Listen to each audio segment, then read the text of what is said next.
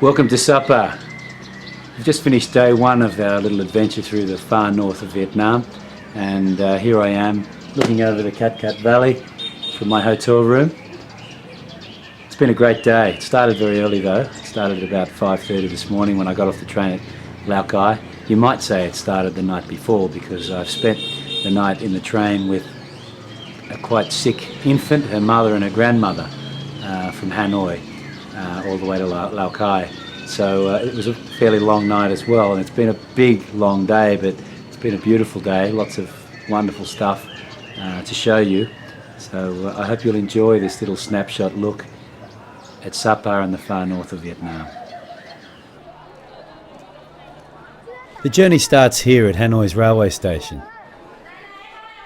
It's not especially busy as big city rail stations in Asia go, but there's enough confusion amongst both locals and foreigners to make up for the small crowd. Well, we got here really early thinking that we would get on the train and relax and finally have air conditioning because we didn't have air conditioning in our hotel.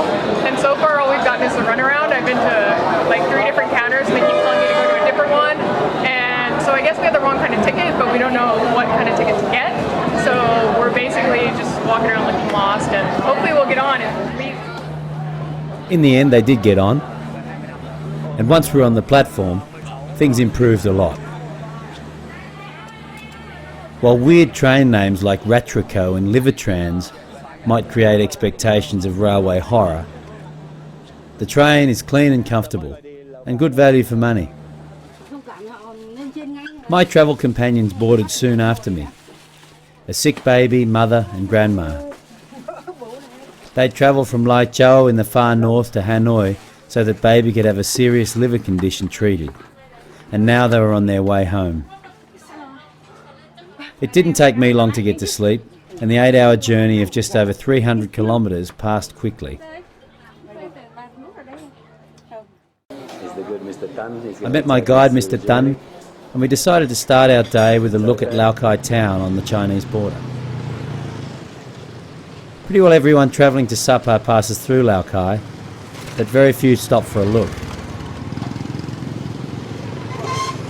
So right here we are in Vietnam, but if you look towards the left side about is the Red River, and then what's in front about is the Nut Tea River, and China is in the corner between 2 different rivers. China at sunrise. And actually as the worker they transport all the goods from Vietnam to China. That's a lot of stuff. It's a classic border town, and small trade seems to dominate this morning. These bicycles were absolutely packed for the crossing into China.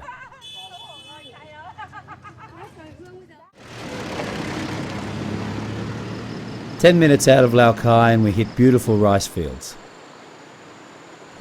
And there's plenty of activity in them today too. Planting and harvesting, and it's still very, very labour intensive. It's a beautiful scene for a visitor, but this is back-breaking work. Yet everywhere we stop, the people are incredibly friendly.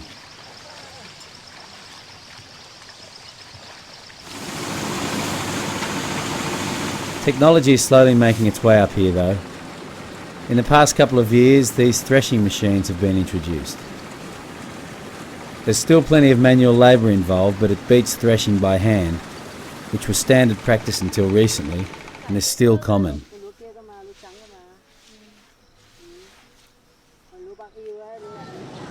This is Mung Hung, and this market, quiet today, buzzes with hill tribe men and women from villages all through the valley on Sundays. So if you decide to take this longer route, try and make it on a Sunday. From Mung Hung we continue through more beautiful mountain country, terraced rice fields and waterfalls, before arriving in SAPA at around 2 p.m. There's the old church. And the mist.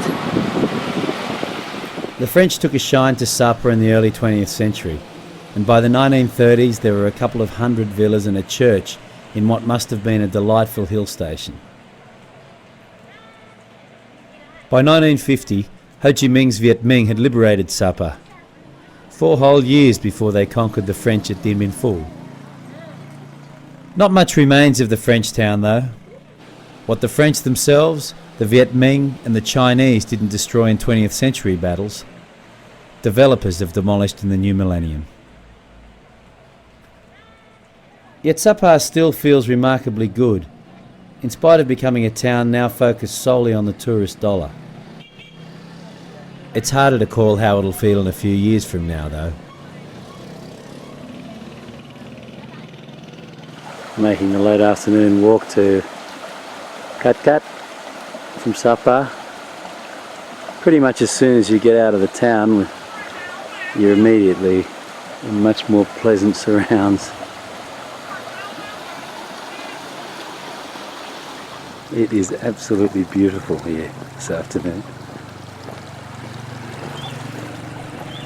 The views around Sapa are breathtaking, but the main draw for travellers is the amazing ethnic diversity in this part of Vietnam. Centuries before the French and the Vietnamese showed any real interest in this region, these hills were dotted with villages inhabited by different Montagnard tribes.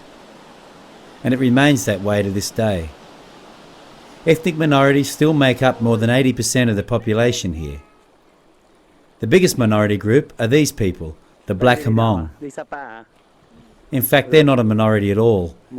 They make up more than 50% of Sapa's population. You'll meet lots of Black Hmong in Sapa with their distinctive dark blue costumes, both in town and on walks like this one to Kat Kat. This young mother, Sa, was married when she was 17 and now has a 6-month-old child.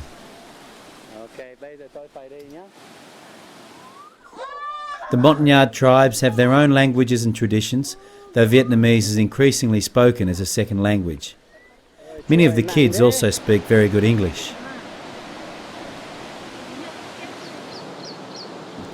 The Kat Kat walk remains very popular with travellers for good reason.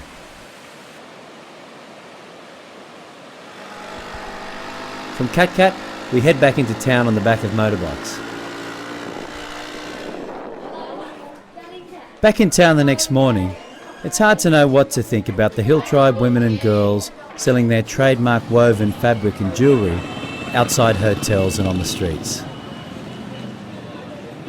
But there seems to be plenty of fun being had on all sides.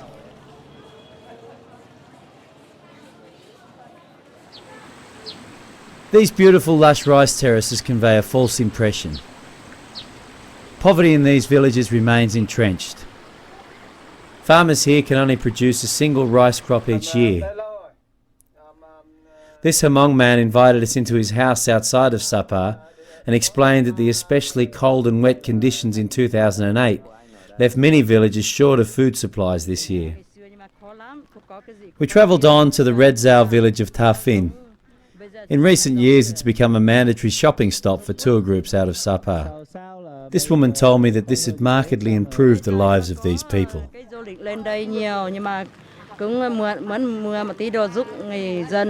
Even as a superficial observer, I could see that.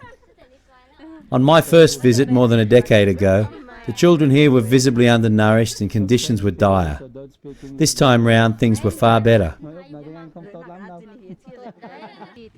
This woman told me that her children were learning to read, and that was helping her and her family.